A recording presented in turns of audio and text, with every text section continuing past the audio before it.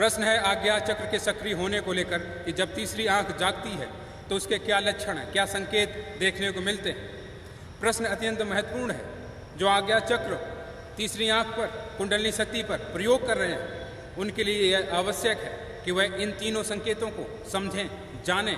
अगर उनके साथ यह हो रहा है तो जागरण के वो नज़दीक खड़े।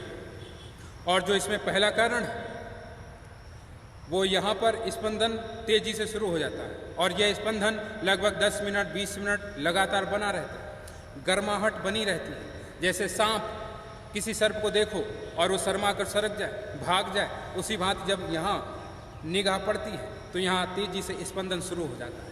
यह पहला लक्षण। दूसरा लक्षण जो महत्वपूर्ण है, यदि आप रात्रि में कोई भी स्वप्न देख रहे हैं और उस स्वप्न में आपको पता है कि आप स्वप्न देख रहे हैं, उसे जागृति भरा स्वप्न कहते हैं, तुर्या के नज़दीकी वाला सपना कहते हैं कि सपना अब खत्म होने वाला, टूटने वाला।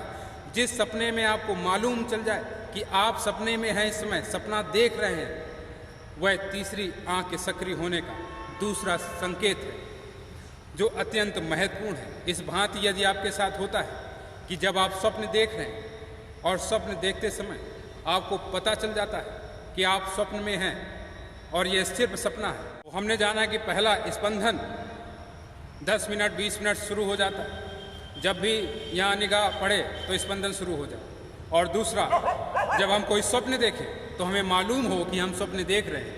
यदि महीने में एक आध बार भी ऐसा हो रहा है, यदि 2 बार भी आप ऐसा स्वप्न देख रहे हैं कि जहाँ आपको मालूम है कि आप स्वप्न देख रहे हैं, तो ये 2 लक्षण हो गए जो आज्ञा चक्र के सक्रिय होने का प्रमाण है कि सक्रिय होने वाला है, दरवाज़ा खुलने वाला है।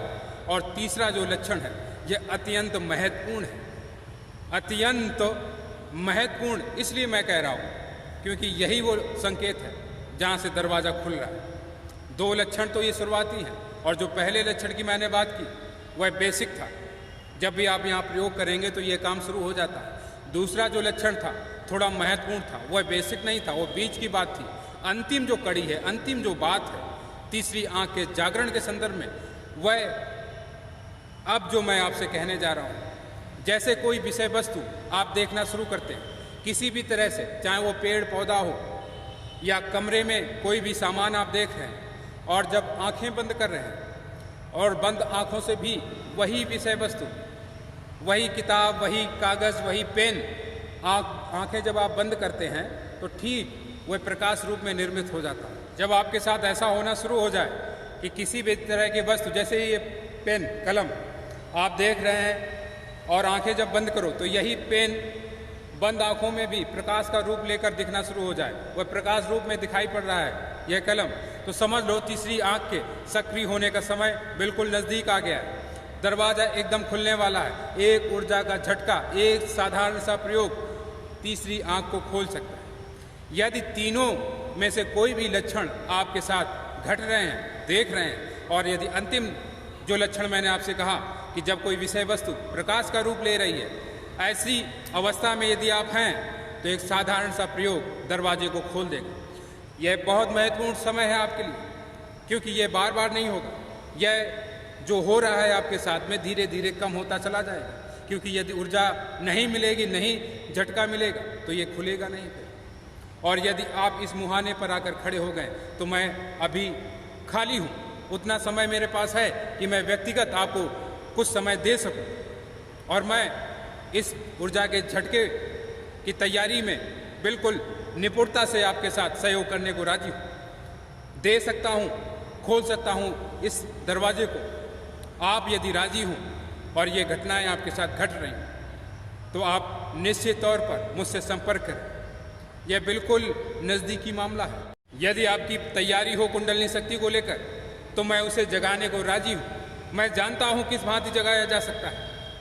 मैंने चक्रों के प्रमाण दिए हैं आपको, और जिन धर्म गुरुओं के पास आप सीखने जा रहे हैं उनके किसी भी धर्म गुरु के कोई चक्र जागृत नहीं है, किसी भी भांति उनकी कुंडलिनी शक्ति जागृत नहीं है।